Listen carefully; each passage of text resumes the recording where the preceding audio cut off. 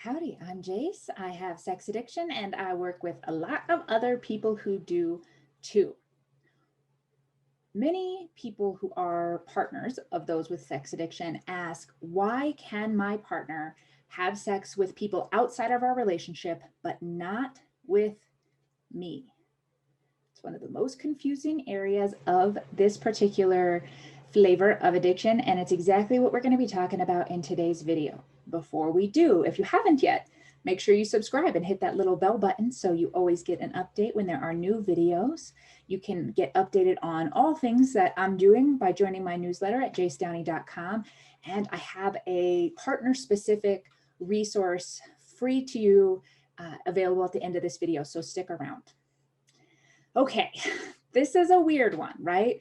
If you have a partner and they have sex addiction and they have stepped outside of the relationship, whatever agreement you have, and they're able to have sex with maybe strangers or people that they don't have any connection to, but they're not able to have sex with you, there's actually a reason for this, and it's not super uncommon.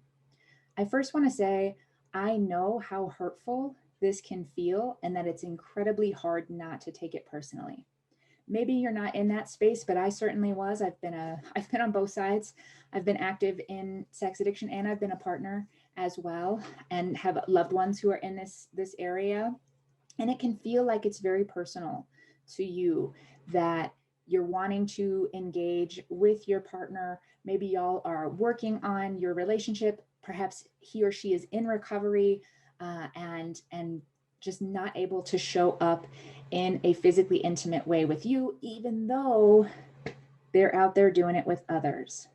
Here's what's going on with that. And honest to goodness, and I know one person saying this isn't going to be enough, but let me be one voice of many, hopefully on your recovery journey as a partner of someone with sex addiction. It has nothing to do with you. You've not done anything wrong. It's not that you're not attractive enough or not sexy enough or not available enough. It has nothing to do with you. What we're talking about is intimacy. In sex addiction is often referred to as an intimacy disorder, meaning that there is a breakdown of engaging with appropriate people in intimate ways when we're talking about things in the romantic or sexual realm. Now, we're going to have to take this back many years to when this behavior starts for most people or begins to form. Now, I know this makes some people uncomfortable and maybe even angry, but I just ask that you hear me out. When we're looking at addiction, we're looking at a symptom, a response of adverse childhood experiences pretty much all of the time. And those can look many different ways. It's not necessarily something really big like direct abuse or neglect.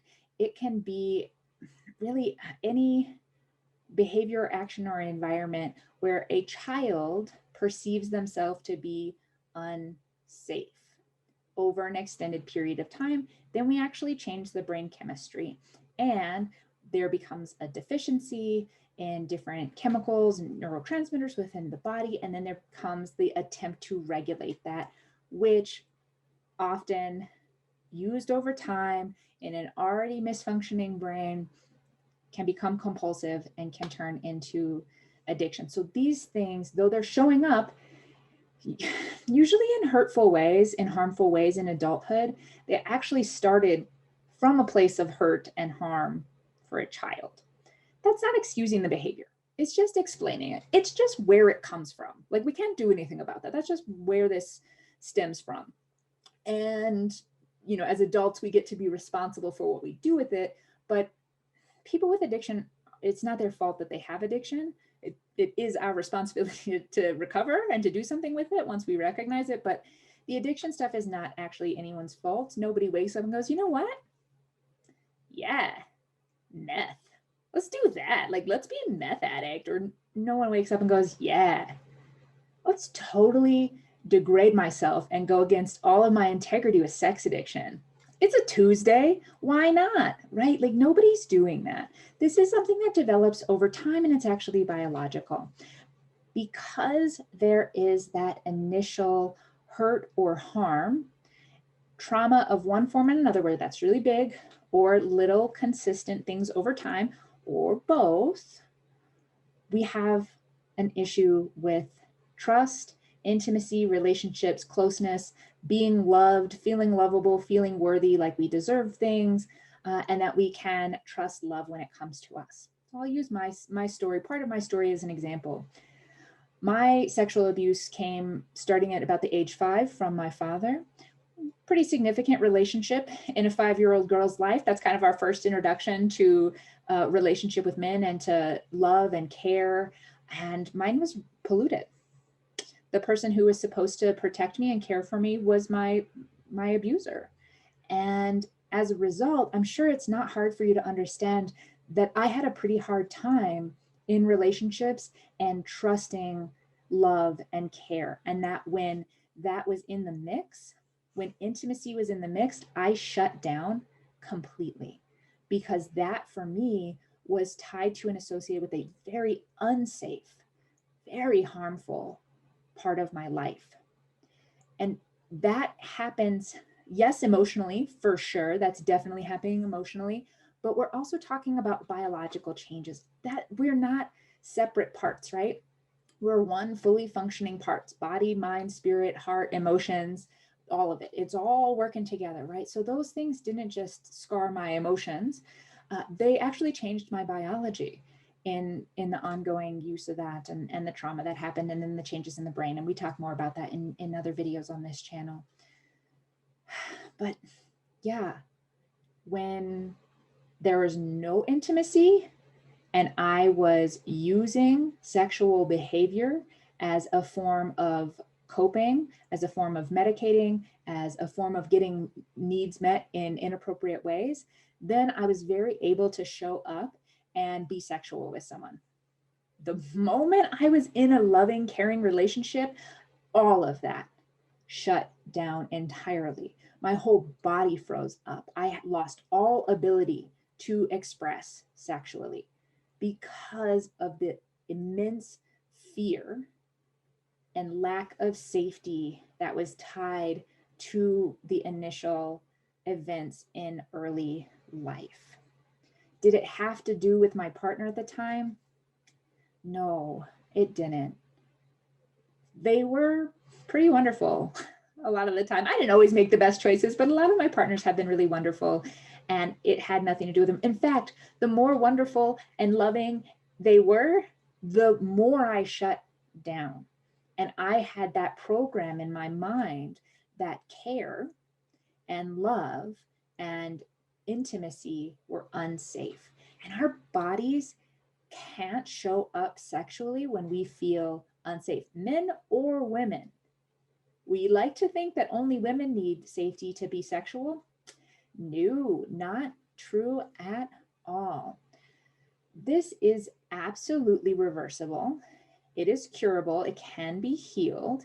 In fact, with a holistic program of recovery and a holistic healing overall, that person who right now is maybe not your favorite person can become the most deeply intimate person. And in fact, in my case, if there's not intimacy, my body's like, no, I don't, no, thank you. It's like nothing's working, right? So I've totally flipped. I've 180'd with intentional healing work and practice on that, and play's part of it too, always.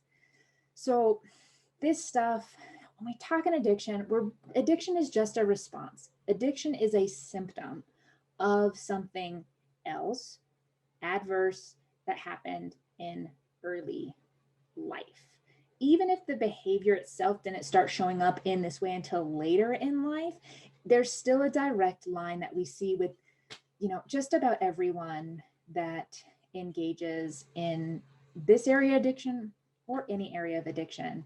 They don't start out as something that was so fun that we just kept doing it and we just, and then it became addiction. Like that's usually not what's happening. With a healthy brain wouldn't form that way. So we already have an unhealthy brain due to the adverse childhood experiences that then is trying to balance itself and correct with these things that raise, you can watch the other video about what's going on with this, or take the course on my website and we dive into that more deeply. But the main thing is, it is not you, the partner. There's nothing about you that is a turnoff for this. I'm generally speaking, but that's not what's happening with sex addiction. It is a disorder of intimacy. That is a dysfunction with intimacy in the mix. It's very common. In fact, I have not come across a person with sex addiction yet who doesn't have a really difficult time with intimacy, because it doesn't feel safe and it doesn't feel like something that can be trusted. So even though this person might be harmful and doing things that are hurtful to you now in adulthood, then they may seem like a real asshole. We're really dealing with an undeveloped child that went through trauma that is yet to be healed. It can be healed. This stuff can absolutely be reversed, and they can become the best partner you've ever imagined if they engage in holistic healing and really get to the root of all of this stuff. Not every person with addiction will do that. So something to think on. And most importantly, if you are a partner of someone with sex addiction, it is absolutely essential that you have your own healing program, whatever that looks like for you, to go alongside whatever they're doing.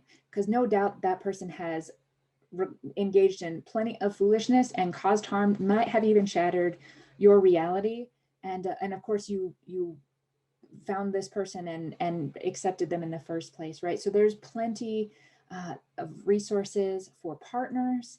It's not my specialty, I'll tell you that. I'll be honest, it's not my specialty, though I have been on this side as well. But there are people who specialize in this.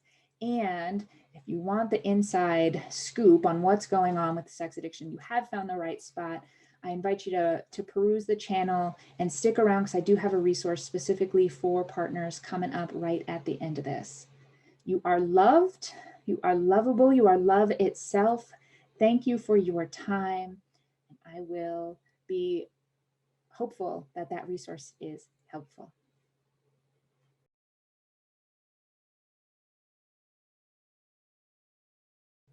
Hello again. Today's resource is for anyone who is a partner of someone with sex addiction, or maybe a loved one for someone who has sex addiction. I know for me, having been on both sides of this, that information can be incredibly helpful and incredibly healing as well, which is why I want to offer you my Introduction to Sex Addiction course for free. I'm hoping that with some insider knowledge on what sex addiction is and what it isn't, and that it has nothing to do with you, the partner, or the loved one, that you'll be able to gain some healing ground as a person connected to someone with sex addiction, which I know is not a fun role to play. You can enter in promo code PARTNERS at checkout by following the link in the description for the course below. And I really hope it can be helpful to you.